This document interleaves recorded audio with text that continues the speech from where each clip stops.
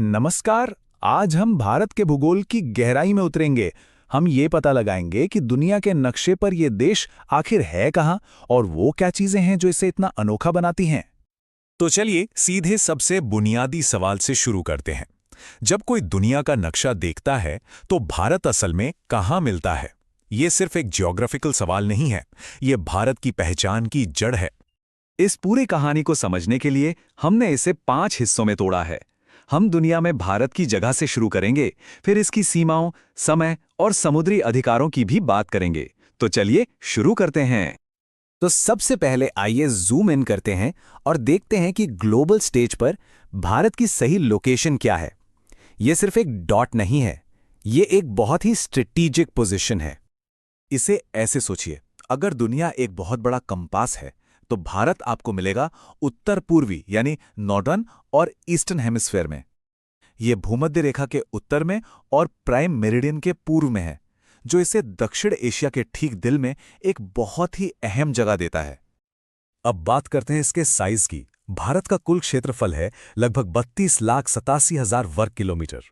ये बहुत बड़ा इलाका है जो तरह तरह के लैंडस्केप और कल्चर से भरा हुआ है। और हाँ, ये नंबर सुनने में बहुत बड़ा लगता है, लेकिन जरा इस नजरिए से देखिए, ये विशाल जमीन दुनिया की कुल जमीन का सिर्फ 2.4% हिस्सा है। इससे अंदाजा लगता है कि हमारी दुनिया असल में कितनी बड़ी है। और यहीं पर एक बहुत ही दिलचस्प, कह सकते हैं विरोधाभास सामने आता है। जहां भारत एरिया के हिसाब से 7वां सबसे बड़ा देश है, वहीं आबादी के मामले में ये दुनिया में पहले नंबर पर है। ये एक ऐसा आंकड़ा है जो इसकी कई ताकतों और चुनौतियों को तय करता है। अच्छा, तो हमने बड़े पैमाने पर तो देख लिया। अब जरा बारीकियों में उतरते हैं। हम भारत के सटीक कोऑर्डिनेट्स को देखेंगे ताकि ये समझ सकें कि इसकी सीमाएं असल में कहां से शुरू होकर कहां खत्म होती हैं। ये नंबर जो दिख रहे हैं, ये असल में मैप पर भारत का पता है। उत्तर से दक्षिण और पूरब से पश्चिम तक ये लगभग 30 डिग्री लैटिट्यूड और लॉन्गिट्यूड में फैला हुआ है, जिससे इसका आकार काफी चौड़ा और लगभग आयताकार हो जाता है। और ये हैं देश के 4 कोने। उत्तर में बर्फीला इंदिरा कौल, तो दक्षिण में मुख्य भूमि पर केप कोमोरिन और सबसे दक्षिणी छोर पर इंदिरा पॉइंट। पश्चिम में गुजरात का गुहार मोती, तो पूरब में अरुणाचल प्रदेश का किबिथू। ये जगहें भारत की जबरदस्त डाइवर्सिटी को दिखाती हैं। अब जमीन की बात तो हो गई, चलिए अब उन अदृश्य रेखाओं की बात करते हैं जो हमारी रोज की जिंदगी पर असर डालती हैं, चाहे हम कहीं भी हों। समय और जलवायु। और भारत में ये दोनों ही बड़ी दिलचस्प कहानियां हैं।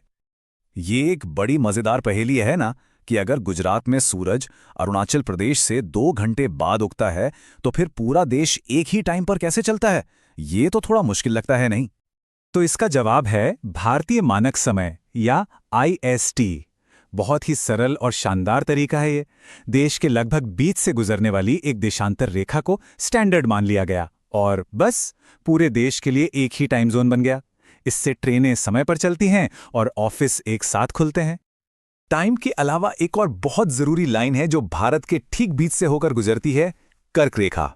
ये एक काल्पनिक रेखा है जो देश को 2 हिस्सों में बांटती है, ट्रॉपिकल यानी उष्णकटिबंधीय दक्षिण और सब ट्रॉपिकल यानी उपोष्णकटिबंधीय उत्तर, जो यहाँ के मौसम और इकोलॉजी पर बहुत गहरा असर डालती है। चलिए अब जमीन से हटकर समंदर की तरफ चलते हैं। भारत का महासागर के साथ जो रिश्ता है वो भी उतना ही अहम है। और जब समंदर की बात हो तो भारत की तटरेखा वाकई बहुत लंबी है। नई और बेहतर टेक्नोलॉजी से जब इसे नापा गया तो पता चला कि ये पहले की सोच से कहीं ज्यादा है, जो व्यापार, संस्कृति और सुरक्षा के लिए ढेरों मौके देती है। लेकिन देखिए, किसी भी देश का हक सिर्फ उसके तट तक खत्म नहीं हो जाता। अंतर्राष्ट्रीय कानून के हिसाब से भारत का अधिकार समंदर में भी काफी दूर तक फैला है।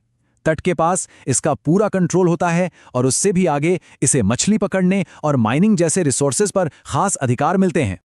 और आखिर में जरा जूम आउट करके देखते हैं कि भारत अपने पड़ोसियों के बीच कहाँ खड़ा है। भारत की जमीनी सरहदें 7 अलग अलग देशों से मिलती हैं, पश्चिम में पाकिस्तान से लेकर पूरब में म्यांमार के जंगलों तक। हर बॉर्डर की अपनी एक अलग कहानी और डायनामिक्स हैं। इनमें से कई बॉर्डर लाइनें इतिहास के बड़े अहम मोड़ों पर खींची गई थीं।